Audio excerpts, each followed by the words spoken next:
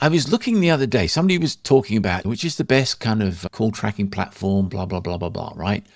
And I looked at it and I thought to myself, there's loads of really good call tracking platforms out there. There's Phinexa, there's CallRail, and there's Ringba and whatever else, right? Retriever, yeah. right? But they're like, I keep looking at it. I keep thinking, I know that they're all like a plus, plus, plus. You say you buy a license and then you pay more money for this. If you want this, you got to pay more money. Pay more money for this, pay more money. Usage model. Yep. Yeah. And what was really interesting is way back, probably my second job in digital, right, was working for a company that did what we called least cost routing. So instead of the calls that people made from their phones to their mobiles or whatever, routing through like the expensive routes, we would find a kind of a cheaper route to send that call.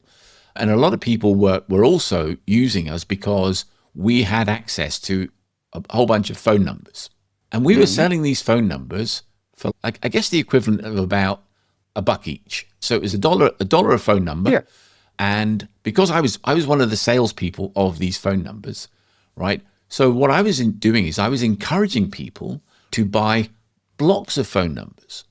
And anyone that's bought from Retriever or CallRail or whatever, they probably are, this might sound like a very similar conversation. So what you need to do is you need to buy blocks of phone numbers, whether they're 800 numbers or numbers in a particular geographic route or numbers that are in a particular block, sequentially numbers. So we used to say, let's buy a really memorable phone number with this, let's say it's 789 or 4 at the end, at the beginning, or whatever the kind of format was. Whatever it is. But I would say, look, you're going to be running marketing campaigns. You probably want to have one number for each of these. So why don't you buy 1,000 of these numbers? It's £1,000 or whatever it was, $1,000 to buy the numbers. And then obviously you pay for the minutes that you consume. And again, it was like, I know that in a lot of cases, they're charging a reasonably hefty amount of money for the kind of per minute, but it was, ours were a lot cheaper as a result. So for me, I'm thinking to myself, these guys, all of these kind of tracking platforms, they must be making like so much money on the back of selling the numbers. Because again, if you have a sort of base level, they typically run from anything from maybe a couple of bucks up to maybe $5 or $6 per number.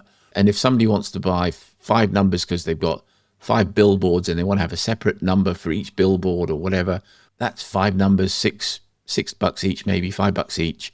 Right, so it's $25, $30 a month for the numbers. So before you've spent or made any money in calls or spent money on calls, you're $360 out of pocket already. And if you want if you want to have like RTB functionality, that's an additional upsell. And if you want to have recordings in some platforms, that's an additional upsell. And then if you want transcriptions, that's another upsell. And again, I think a lot of people that go into media buying, they go into it thinking, I'm just going to run this because everyone's talking about a particular campaign type or whatever, and they go, I'm just going to go and run that. And they don't really understand some of those incidentals in the back end that can really add up and really bite you in the arse. I just wondered whether you'd had any experience of people complaining about that or whether they're even aware of it. Yeah, there's a lot of that. And it's, so the call space, especially on the, let's call it the services side, like the SaaS side, people have absolutely no idea how much that stuff really costs, because that's one of the industries where it is almost always passed down by cost and it just keeps extrapolating out until it gets to the consumer. So like, for example, some of them will do the normal per minute fee and all that kind of stuff, but the vast majority of people that use these platforms don't recognize that the fee is on outbound and inbound. And when you take an inbound and then dial your agent, that's both. Yeah. It's not just one. So people sit there and go, I don't understand it. It says like 0.8 a minute. And I'm like, yeah, but then where did it go? It went to another one. So when I was running my pay-per-call network, one of my, secret is way too overstated of a term for this because it's so common knowledge, but no one does it, is I did 2 things. One, I didn't go through telco. All my pay-per-call stuff went to my vendors directly to their call floor through SIP. Yeah. I didn't pay for the freaking per minute. I'm paying for my server. It's fine. But then the second is that why are you paying them for call recording at an extra per minute fee when you already have the recording? It's going through your server. So save it, use transcription, which by the way is free, and then you literally just have the same thing. But that's, I think, 1/4 cent per minute or something. Like it does add up. Yeah. Like it really does. Yeah.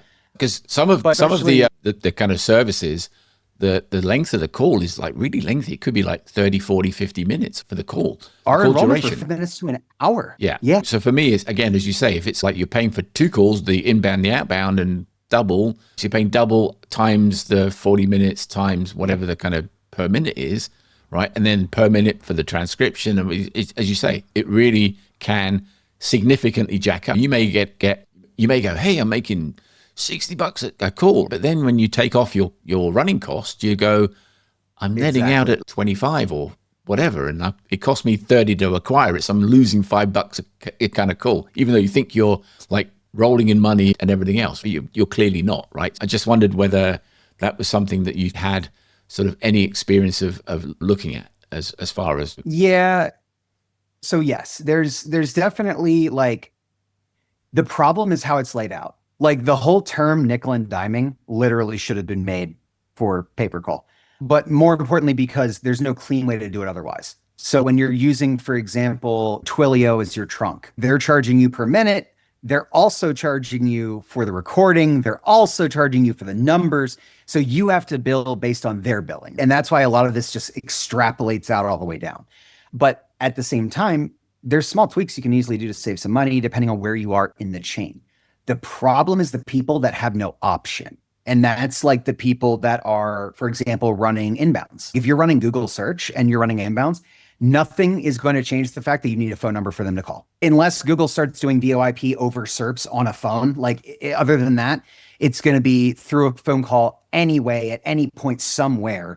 And that's going to incur the minute fee, right? So it doesn't matter on that. The other thing is the tacked on fees. And that's been a bigger thing where now on top of, for example, certain vendors having extra fees, there's now fees that then go on to those fees because it's an added service as a input on that output. So for example, flag potential, let's say tire kickers, or like flag people that sound like fraud or whatever it is, that requires the transcript. So you need to run the transcript that you're paying for in order to use the words to look at the flag. So it just keeps going and going all the way down. Everyone could internalize this, but honestly, most of them don't have the technology to do it, nor do they have the time. And a lot of the stuff like this isn't really worth it.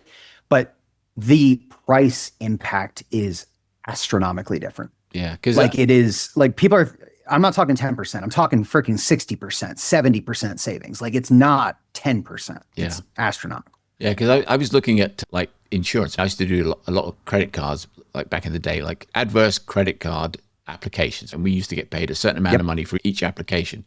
And the company that was buying them from us, they used to incur for each inbound inquiry that we sent them. So every single phone call or form fill that we sent them, they incurred a $25 fee for processing. They had to process the fee. And we used to say to them, look, we know you guys have got like a sort of a screening process in terms of these are the sorts of things that would automatically trigger a decline in terms of if it was, let's say it was somebody that was under the age of 25, they would go, it's under the age of 25, living at home, no credit cards at all, or whatever, no credit history. There's a very good likelihood they're going to be declined for even an adverse credit card. And we used to say to them, why don't you send us your like underwriting criteria, right? And we could build that into model it into the way in which we screen the calls for you, right? So that when they get to your call center, which is, I think, what a lot of what's happening now is that pre-screening is they're being pre-screened, which improves the quality, which makes it better for the person buying the call. And as long as that's reflected in what they're paying for them, great. But in a lot of cases, I think sometimes the person who's generating the calls are on the hook for a lot of that sort of hygiene stuff themselves, and the person buying them is not paying for the privilege of having a better screened call as a result of it. But to go back to it, but they said, oh no, we can't tell you what the kind of underwriting criteria is. And we're like, okay, well then in that case, we're just going to continue to send you all the shitty leads that we've got that we know are going to be declined. As it is, we were doing host and post, so we weren't sending them the forms, we were sending them the kind of the API feed with the data, right? Because we knew as soon as that kind of rejection came back that we could virtually guarantee was going to happen, we had a whole bunch of other stuff ready to go that we could offer the person as an alternative to that, right? Because again, we looked at it from the point of view of this person is just, in a lot of cases, people say, oh, they're looking for a credit card. And it's, no, in a lot of cases, they're looking to buy Christmas presents for their kids or something like that. Quite often, it could be this warehouse has got a whole bunch of stuff that's been bought from Temu, and they can go in and buy $1,000 worth of stuff, and we'll give them $1,000 worth of credit, and they can pay it down over a period of time. So there was loads of other ways in which we could spin that, because I think sometimes there is people think, oh yeah, they're just looking for whatever it is, but the underlying reason that they're doing that is not for that. There's some other reason as to why they want the money in the first place. And I think I want to say one of the earlier episodes I gave the example of like buying the declines from like the realtor or the loan officer, like that kind of stuff. Yeah. It's a layup. It's like you want a house, you got denied for a house, and then you were told the reason you got denied for the house was your credit. And then, by the way, this dude needs help with credit. Like, it's a layup. It literally is easy.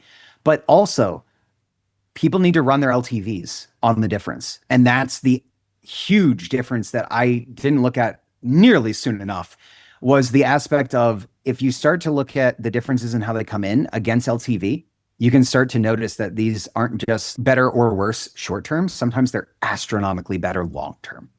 And a lot of those are like buying the declines for mortgage, for example. The contact rate was the same, but the enrollment rate was double. Yeah. Because they were literally told, this is what you've been trying to get for months or years. And you were told everything is good. And then you went and you tried to get it. And by the way, you're not able to get it now because of this one thing. And then you get a call and they're like, yo, that one thing, we can help you with that. You're going to be like, you know what? No, we don't need that right now. Of course, you're going to at least listen to it. You're going to at least hear it out. Yeah. So but the enrollment rate was double. The stick rate was double. LTV was like, it bubbles up so easily across everything. Yeah. It literally is just the whole picture. Yeah. Yeah. I think it's sort of like, and people say, so a lot of people go, well, what's the best platform? And I think there is no such thing as the best platform, right? Because so much of it is really going to depend on your use case, your industries, the kind of specific things that you're looking for. But I know I started off the kind of the rant on the kind of the cost of the calls, but I looked at it. I remember we used to buy these numbers, right? These least cost routing numbers, the kind of the 800 numbers and what have you.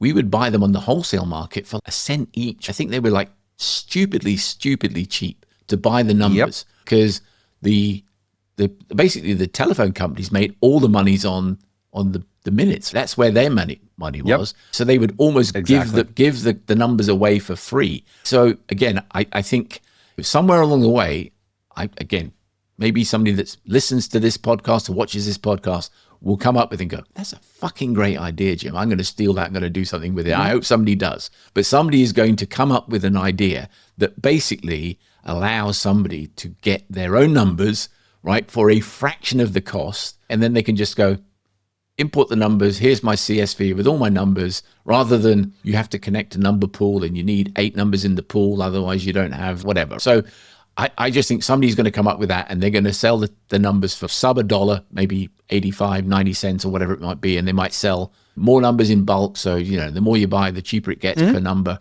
And then that way, the number side of things is not the thing that's going to nail people to the mast as far as running campaigns and being able to do granular targeting, really. Here's the problem with that. You can get the numbers all you want. If the platform won't let you bring them in, you can't use them. True. So it's still based on the trunk. So like they can still say, I have my own numbers, but then they have to actually like route the number there. Yeah. And if they're going to do that, that requires them to do setup. So you might save the $3 per IP, but then they might hit you with a $50 fee to set it up. True. And like that, and that's the problem. It's like, it's a slippery slope, because the numbers to me are the last thing. everything before the number has to be set up in order for the number to work, right? It has to have a target. It has to be able to have an intake and a call source, but also you need to have something that can actually handle the call. Like you need to be able to actually route the call and do the call and all that kind of stuff. Yeah. The number is literally the last piece, but it's also one of the most expensive for a bulk rate. Yeah. So it really just depends. But also the ironic part is that if you were to supersede this, like you did your own in front of Ringba, it doesn't save you any money unless you also cut out Ringba entirely. Yeah. So it's about whether or not you want to maintain the platform and whether or not the savings you would have would offset the cost of that. Yeah, because I kind of like dipped my toe in pay-per-call a little bit. It's not been my core competency. I'll openly admit that. And I know I said on a previous episode, if someone wants to come along and train me, nobody's come along and volunteered so far, but hopefully somebody does. But what was really interesting for me was that when I set up some campaigns and set up on a few networks, again, I had no intention of running on the network. I know the money for me was going to be in the direct relationships with the advertisers. Again, I've got some super cool ways of being able to identify in specific locations, specific types of industry. So again, if I wanted to go and find all the dental surgeries in Malibu or whatever it might be, I can just drill into the map. It'll give me all the names of them. I can go and get the LinkedIn addresses, the phone numbers, the addresses. I can see whether they're part of a chain, all that sort of stuff. And I can drill in and I can build them a sort of a map and a model around that. But then what I can potentially do, again, I've had this thought, what I can do is I can pick up the phone and just call one of them and say, look, I'm generating leads for other kind of dental surgeries in Malibu. And I'm generating more leads than the person that kind of I'm sending them to can handle.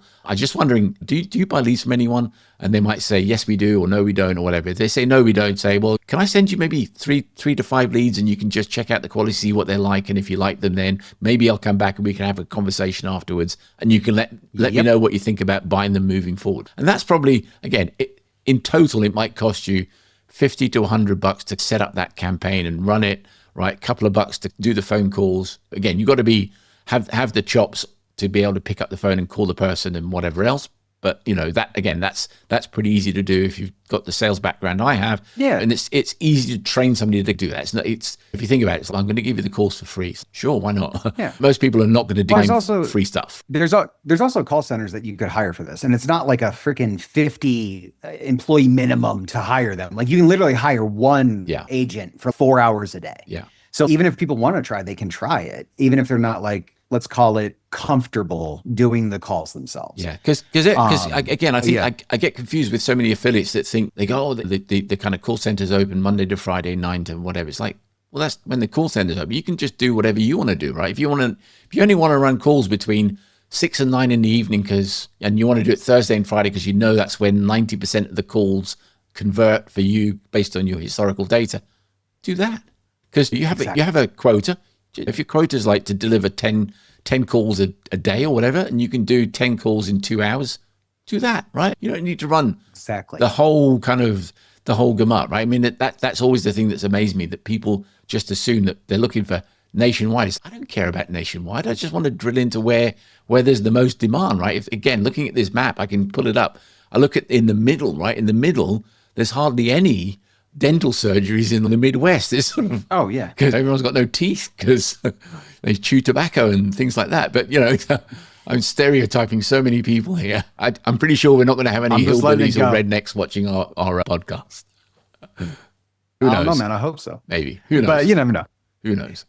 But no, that is the point. And honestly, like the level of disconnect between, let's call it the business side, the marketing side, and the sales side it's nothing new. Everyone in this industry knows it. Everyone in every industry relating to one of those three knows it. The sales guys always sell stuff you don't actually have. The marketing guys sell something that gives them false expectations.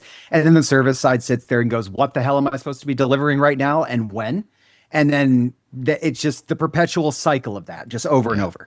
But the problem is now we're in a paradigm shift, and we're in a position where the level of specialization that one of those people have is now something you can get close to with AI, to the point where you might not actually need them in that now. And that's where it's never going to replace expertise. It's going to replace like how you do things. Yeah. But it's not going to replace the fact that you still don't know how to put the right words into the prompt to make it do the thing you're trying to make it do. Yeah. And that's going to take a while to really get better. But the real disconnect with all this is it's also the channel. So like email, for example, if you're not nationwide, I don't run you. Like on email, because the filtering down to the geo on records alone for certain scale of lists is simply not logical compared to just having something to roll through and send. Yeah. So I would rather, instead of filter down the list to what you want, I'd rather just not mail you, and I'll just mail something else entirely. And that kind of goes back to the framing and the perspective, right? It's all about how you look at the equation, and that depends on what side of the table you're on. If you're an advertiser, you don't care. It's I take the leads as they come in, I take the clicks as they come in, and internal we control, yes, but like blah blah blah. But on the other side, you're like, I send what I can. If they can't make money off it, they obviously aren't good at sales and they need some help with that. And then if it doesn't work, it doesn't work. But the disconnect is when you get to that point and you say, listen, the offer doesn't make sense for me to run. More times than not, the advertiser will say the same thing that is completely irrelevant and shows me that they do not understand marketing at all. And they're like, I don't understand, man. We're the best offer out there. No, you're not in any way, shape, or form, no matter what, because you're assuming that those people are only going to people that asked a question, what product am I looking for? And you are the answer. And that's because that's what you do all day, is try to find those people.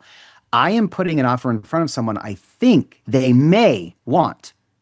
It's not that they already do. So no, it's not that you could be the best, 100%. You could be the best paying, the best converting, the best thing ever. But if the EPC on your email is 30 cents and I run a completely different industry that applies better to the demographics of that person, I don't give a crap if you're the best person in your industry when the other industry is $3 EPCs. Exactly. You are fighting for the sending spot to that person at that time. You are not fighting to be the best blue widget company at that person for that person at that time. I don't care. Yeah. If I cared, that's what Google would care about. That's what Bing would care about. And that's why you are used to intent buying. I am demographic marketing. And every single time these guys do that, they always think it's intent marketing. And I'm like, you don't understand even what you're buying. Yeah. So why would I listen to you? Yeah. Like, this makes no sense.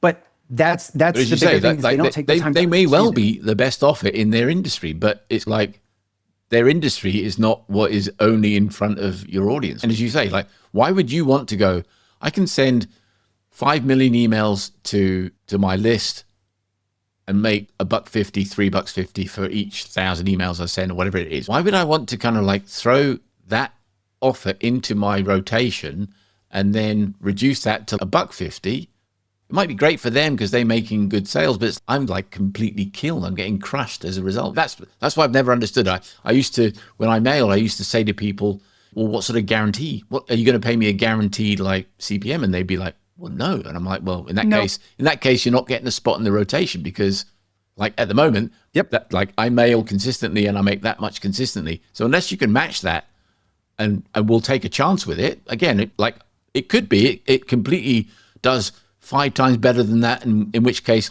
fantastic. Sure. We'll completely switch your other stuff out and put you in there because it makes sense for it to do that. Right. But we're not going to just throw you in there just because you think it's a good offer to mail, right? So here's an actual realistic situation of this exact thing that I went through.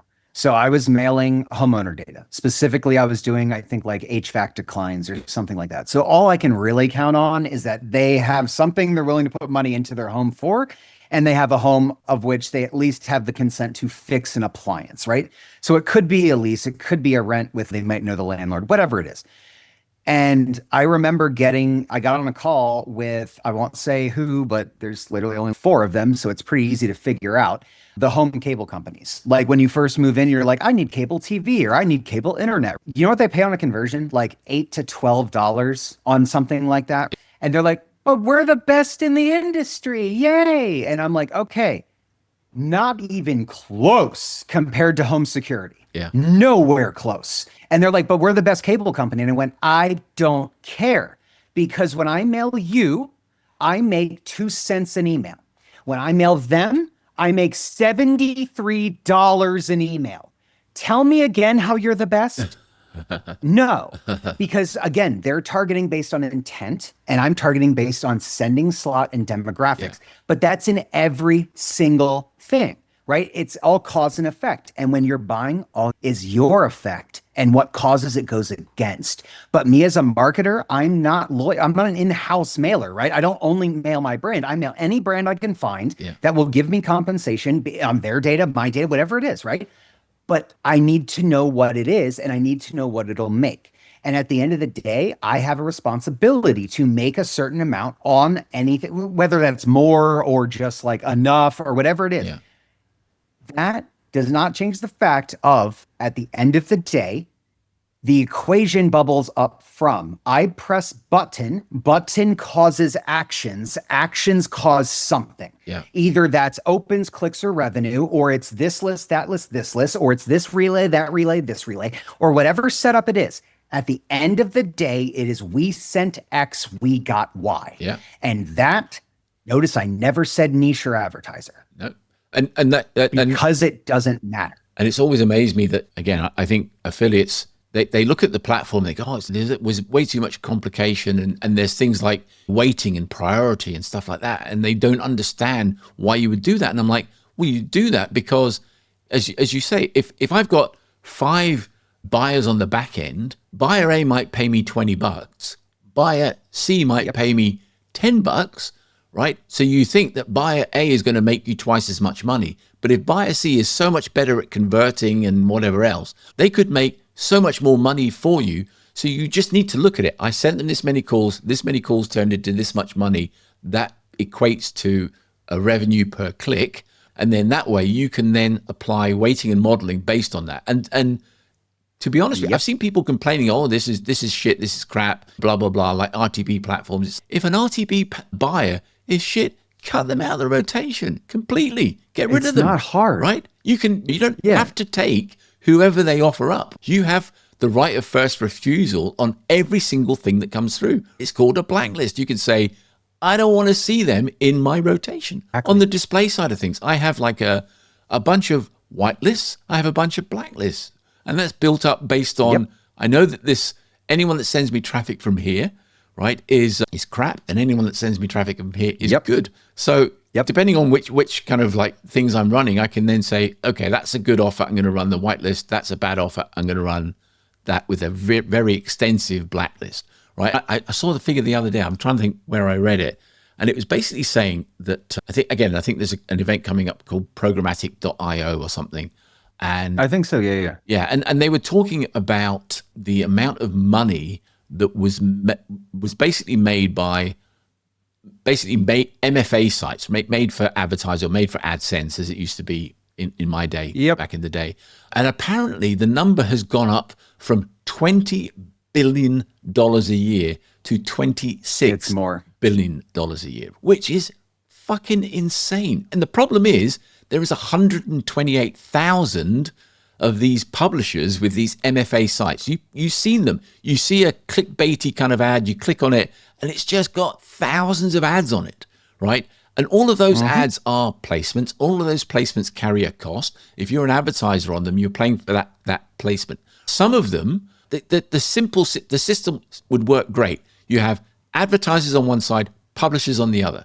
But in between that, there's this melee of people interfering in that nice thing happening. Oh, yeah. And they're introducing that there's companies called yield optimizers. Their job is to work for the publishers and maximize the yield, and as in the money that the publisher makes from the ad spots that run on the site, right? So you think I'm buying a banner placement on that site. What you're actually buying, even if it was a video, you're buying a video, right, that might last for 6 seconds, and then it rotates and another one shows, right? So somebody watches like 5 seconds of a video and then the video changes, right? So they may have gone, that was a great video, but like the banner's gone, right? Oh, well, I'll wait for it to come around again. But the banner never comes around again because they've got so many in rotation. Exactly. right? And then you scroll down, but the one at the top is still going through rotation. So even when it's not in screen, it's still in racking up impressions. So some of these sites, I think the yahoo.com, the Mail, Daily Mail, they have tens of billions of dollars of clickable or revenue generating impressions every single day. It's just insane. So there's loads of inventory available. So people say, I'm going to buy traffic from the Google Display Network. That's where most of the unsold stuff that Google is not able to sell, that's where it all ends up, on that remnant exchange. They can sell that stuff all day long, right, on the Google Display Network through these sites like I said, the Daily Mail, Yahoo, whatever. So again, I always look at it from what's the placement? Where is it on the site? Is it above the fold? Is it below the fold? If it's below the fold, not interested whatsoever. I look at all the kind of the publishers or the networks or platforms that I can buy ads on. I know who all the yield optimizers are. I'm like, don't want to have any traffic from them. So I automatically, as soon as I set up a campaign, I'm adding all of my knowledge into the blacklist of publishers, database, networks who don't want traffic from. So before you even start, you can apply some logic to mitigate for some of the risks that people go, well, I tried display ads, it was horrible. It was horrible because you just ran it with everything switched on, and you got slaughtered. Quite right. So you know how a lot of people do the uptime monitoring just to make sure that their stuff doesn't go down or whatever. Yeah. So I added a little thing onto that. And what I did is not only did I do uptime monitoring, I think I did every 30 minutes or whatever, just so it was something. Yeah. But the other goal is that it would look at the number of ad blocks on each page. And if the ad blocks ever went up, aka they added another AdSense block or a Rev content block or like an Outbrain or Taboola block, I would get a notice. And then when I get a notice, it would actually watch my bids on that site more, because it will assume that I will start losing more because of the dilution of ad blindness. Yeah. So like with all that kind of stuff, we put those into a lot of our systems, but then we also applied it to mail. And that's a lot of the aspects of people don't know what they don't know. Yeah. But people also have no idea how much of a hand other people you don't know have in your daily transactions. Yeah. Like you have absolutely no idea how many people are sitting between you and the actual advertiser. If you're running, I can track the links. Doesn't matter. Like that literally doesn't tell you. It gives you an idea, but it doesn't tell you enough. Yeah. I looked at a link yesterday, 23 redirects. Like I seriously sat there and I'm just like, your conversion rate just dropped by 80% just from mobile trying to keep up with the redirects. Yeah. Like this is not going to end well. But also the offer paid like $45 and he was getting like $5. That's how many times it was brokered. Yeah. But this is the part, and this is why I want to spell this out so everyone fully understands that $4 lead was sold as a $40 lead from the guy that has the quality $40 leads because it was sold all the way upstream to him. Yeah. So to you have no idea that was only a $4 lead, and he has no idea that it was sold for 40. Yeah. And that disconnect in the difference is literally just like watching a cascade of accounts receivable over like freaking 45 to 60 days. But now that's why you're like, I don't understand why some of these sources, the quality just really sucks, and you can't narrow it down. Because it ain't a site. It's a person. Yeah. That's the people that don't know this is crazy. Like they don't understand that sources can be multiple sources at all. I can't believe I have had that conversation with media buyers. Like I cannot believe I actually was like, so this is a source. And they're like, well, here's where they come from. And he brings up a page and he goes, just this page. And I went, so what, you're buying like the AdSense block on this page? And he's like, no, just this page. And I'm like, but there's more than just that page. There's other pages where they come from. What are we talking about here? He didn't know that, like, he never thought about where the people came from to get to that page. And it was an MFA site. Yeah. And then I went on there and I clicked on a click here to expand. You know that little thing, right? And when I clicked it clicked on his ad and took me to his website. And he went, oh, I wonder why it's not converting. And I went, gee, it took you weeks to find this. Yeah. But that's the whole point, is that to them is a shitty little cheapo lead or whatever it is, right? To the advertiser, though, it's the same thing they thought they were buying the whole time. Yeah. And then you start to figure out that the guy buying from site A is great. That's good quality, right? But you don't know site A, 100% of their traffic is search arbitrage. And it's all from Rev content, or it's all from Taboola or Outbrain or all these other stuff that maybe you don't like the quality, but you can't filter it because you don't know. You don't know that was its origin, right? So everything that happened before then was completely unknown. So what do you think the Google partner network was? Yeah. Everyone's, it's AdSense. No, that's true. I take it back. That is the display network, the content, whatever you want to call it, GDN, content network, Google whatever display it is. Network, yeah. But then there were the search partners. Yeah.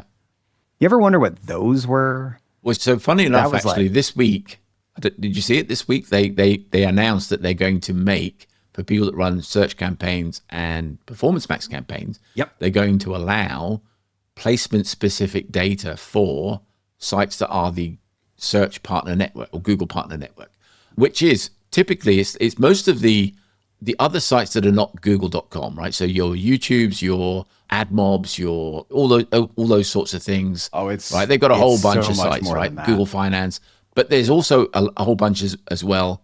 They used to be, they were all high quality sites. So people like ask.com and what have you, they were all Google search partners because they were better than the sort of Google display network, but obviously it wasn't a Google owned property. So they had to have a distinction for that.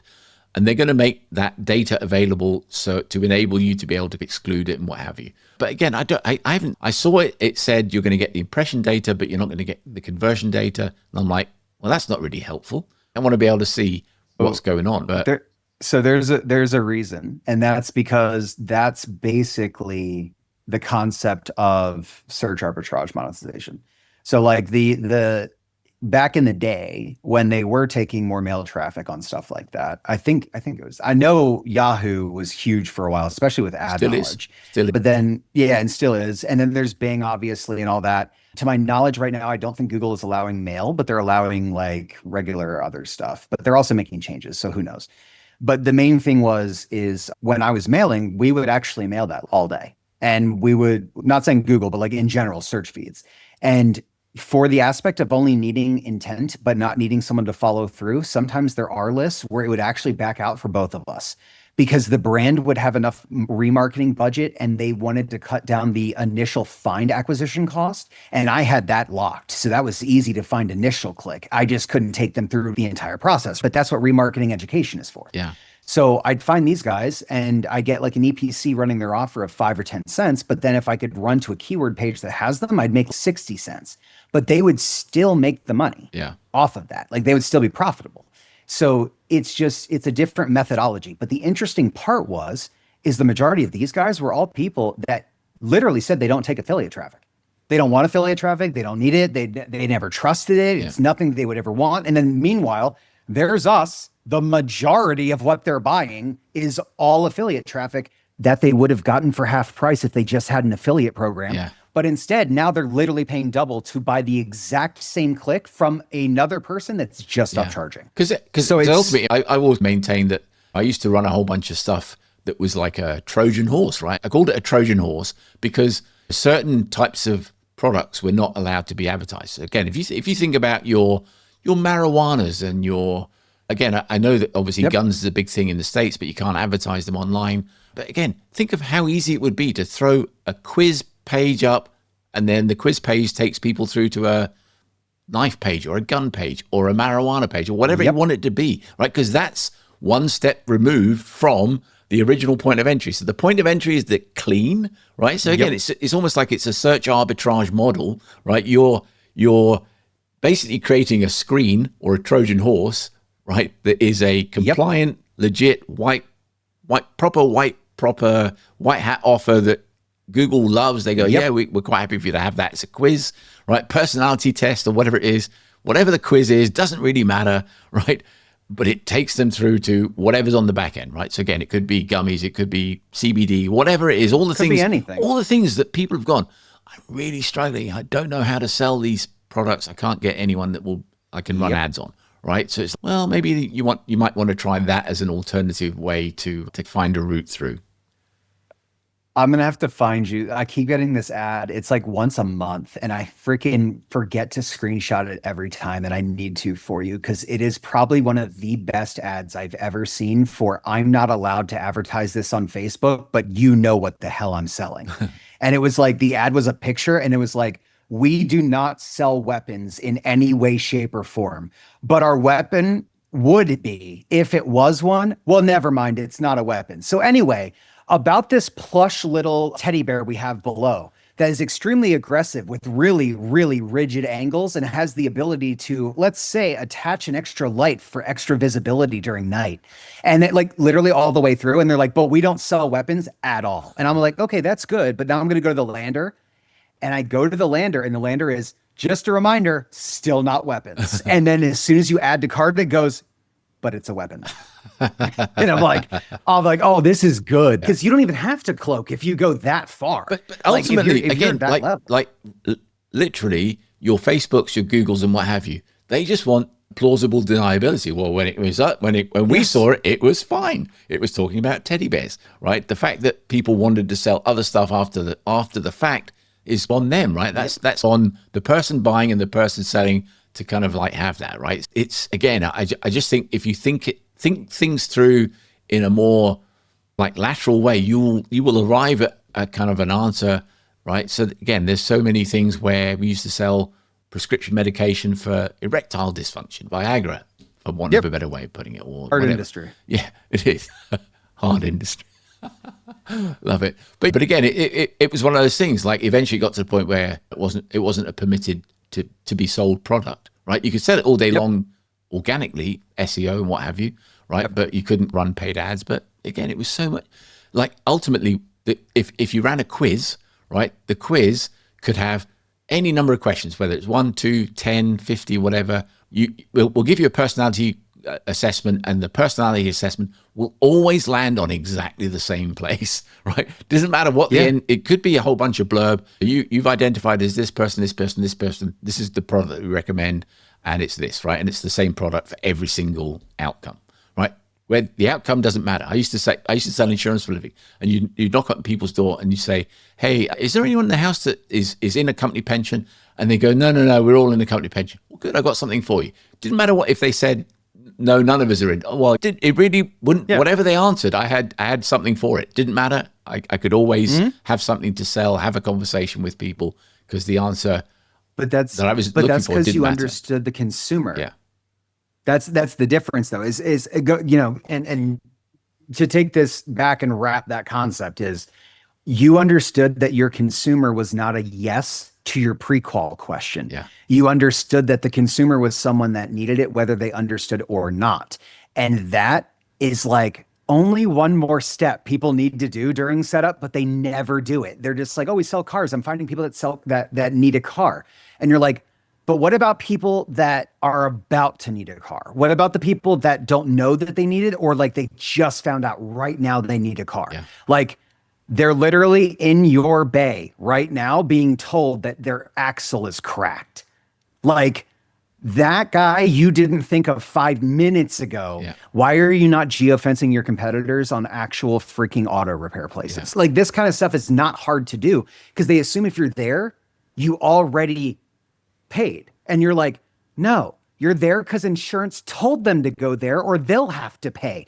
But then they get to go, I don't like them. Let me get another quote. And you can be that quote. Yeah. It's not that hard to understand, but they don't look that level. But that's the whole point. I mean, like, because we all have one of these things, a cell phone, right? Yep. That is the smartest kind of device on the planet. And it's virtually with people 24/7, right? Most people, I don't even go to the toilet without taking my phone with me. It's not that I want to do anything with it. I just want to take it with me just so I've got it, right? I'm not going to answer any phone calls if somebody calls me and I'm in the bathroom, but I just want to have it. But then you know that you missed a call, and that's the important part. But you know, you can run a hyperlocal campaign and the device is the targeting, right? It's the proximity of that device. So again, it could be, if you're selling a product that is for people that are pet owners, there are dog parks all over the country. So you can say, find me people that were in a dog park within the last 60 days, 30 days, whatever it is. Let's say 30 days.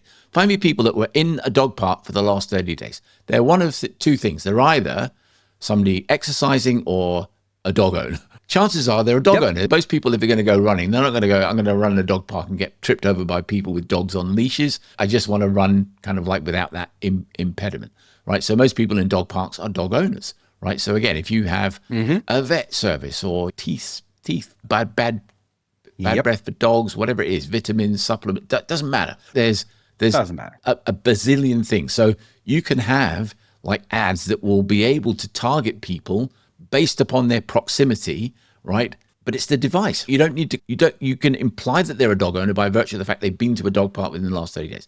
What you can also do is, let's say it was a hotel, right? People that have been to a luxury hotel chain or whatever. You can actually target people, and if that, like, you can target people between 6 and 9 in the morning, or 9 and 12, or 12 to 1, or whatever, like lunchtime, right? After dinner, like whatever it is, you can target them on times of the day.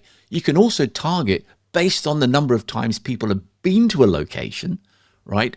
And exclude those people, because the chances are, if somebody has been to a place 30 times in the last 30 days, they work there. Right? So they are probably not going to be interested in booking a room at a hotel, because they're the person that's cleaning out the toilets in the hotel or whatever it might be. They're a person who works in that location rather than is visiting it because they're in need of what that particular location is offering. And that's where, again, I think so many people are now running ads on places like AppLovin, because you can do these rich immersive in-game kind of page takeovers, and it just takes over the whole screen, but people are in a game and then they have the ads that kind of pop up because they need to have ads in order to not have to pay for the actual app itself. Whatever works. Right. And people go, oh yeah, actually that's quite good. I might like that. And before you know it, they're off and they're onto your site and away you go. But I just think that media buyers really need to understand the psychology behind some of user behavior to understand what sort of things to bring to the table again. Just on this episode. But also it's just a survey away. Yeah. Like it's not hard to figure out that a person with an iPhone 11 walking into a T-Mobile store is a good person to try to get to buy a phone from you instead. Yeah. It's not anyway. And I think so much of it is you just need to ask questions, right? Like when you have a thank you page, there's nothing I hate more than you get a thank you pages. Thank you, someone will be in touch. Is that it? Seriously, you're leaving me with a thank you, somebody will be in touch? Not even a, hey, again, let's say for argument's sake, let's say you're selling a kind of a subscription service for a meal delivery service or whatever it might be, right? Yeah. You could kind of like have some sort of like a survey. So who are you buying for? Family, just me, whatever it is. So what sort of age bracket are you? 25 to 34, 35 to 40? What, you're a man or a woman, blah, blah, blah. So all of a sudden, instead of it just being a name, an address, a phone number, a credit card, you've got the age group they're in, the gender they're in. You've got so much information just because they become a customer of yours, and you have that probably their level of enthusiasm for you as a brand is at its highest the minute they've clicked submit the entry to submit to buy the product. They get the thank you, great elation. Now they've got to wait for the product to come. So the elation of kind of buying is defeated because they sink down. So if you offer them up something after they've done that, and again, that's where I think some of these kind of post-sell upsells that don't necessarily need to be yours, they could be ancillary affiliate offers. Again, if you think about to your example of people that buy home, if you're a realtor, I used to say, if you're a real estate person, you sell a home. So yeah, you make a great commission on selling that home. You go, oh, we made like a ton of money. But you think if you actually sell that home, the person that buys that house is going to move in there. They could very well move to 2 or 3 other locations in the next whatever.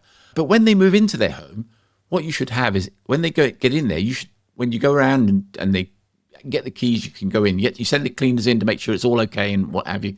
You go in and you have a pack that is a welcome pack, and it's welcome to the area. Here's the TV company that you can hire to connect cable TV if you need it.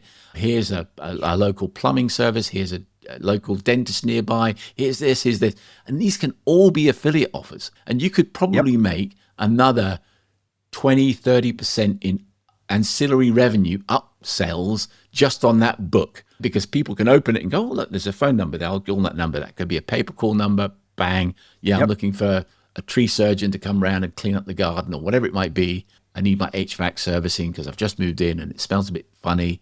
All these things that people will have. Again, new house, move in. They've got all these strong desires that I'm going to rip this out, put this in. I'm going to put new guttering in, new this, new that, right?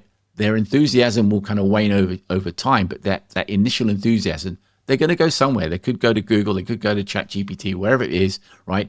Or they can go to the welcome pack. Welcome, Bob and Jim, to your new home. It's fantastic to have you here. Exactly. We're delighted to see you here. Here's some things. Here's some local restaurants nearby. Here's also a kind of a directory of all these places that we think would be helpful for you based on other people that we've helped in the past, right? Done. Doesn't exactly cost you much money. May cost you a few bucks to put one of those packs together. But once you've got it, it's done. Easy. Even if you wanted to make it a PDF. More, but you can't get higher intent. I would make it a ring binder with paper in rather than a PDF, because PDFs can easily get filed away and forgotten. Whereas that folder, I've got one in my house. It sits underneath. It's a ring folder, and I will quite often from time to time, if something happens with our boiler, we need some issue or what have you, I'll get it out. Is there anything in there about boilers? I'm looking at it. So I know that sort of stuff works because it worked on me, and I'm sure it worked on everyone that's ever bought a house that they found one of them. Oh, yeah. That's exactly what it is. Especially, for example, the guys that used to run Netflix free trials, and all they would do is buy the ability to put them on Domino's pizza boxes before the delivery drivers went out. Yeah. It's like you'd pay $1 and you'd get a guaranteed $9. And they did this in 7 states at a certain point, not with corporate, but with like smaller ones. It's insane how much there is because the people are going to do it anyway. Yeah. They're going to look at it anyway. Yeah. But yeah. So Rob, this has been a good episode, I think. Thank you so much for your time, for everyone watching. Thank you for yours. We're on the right podcast this week. I know obviously last week we had a bit of a glitch where I thought you were on the other podcast I had. I had a really good, interesting guest on that, which I'm really looking forward to putting out. But yeah, it's been a good time. Have you got any travels coming up soon, or are you home? Thankfully, no. Yeah, hopefully I get to chill at home for a little bit because we just did the New York, and then I don't really go to the ancillary stuff towards Q3, Q4 unless I have to. So most likely it'll be like West again. And I think they moved it to February. Yeah, something like that. I don't know. But yeah, that'll be the next one most likely for me. Cool. Well, good. I'm looking for, I know we're like coming up in the not too distant future, we're going to have some guests. I'm really excited to see what that brings to the table. It'll be nice to have a different dynamic, different viewpoints, and we can grill them and see what they've got to say. So obviously if you haven't subscribed to the channel, please make sure you do that. If you're listening to us on a kind of like a Spotify or a Apple podcast, don't do that. Just kind of like listen to us on YouTube and watch us on YouTube. It's so much better. Unless you work for one of those companies in which we are totally only saying subscribe through those platforms. Of course. I forgot. My bad. Yeah, good. So anyway, we'll talk soon, and peace out, everyone. Have a good one.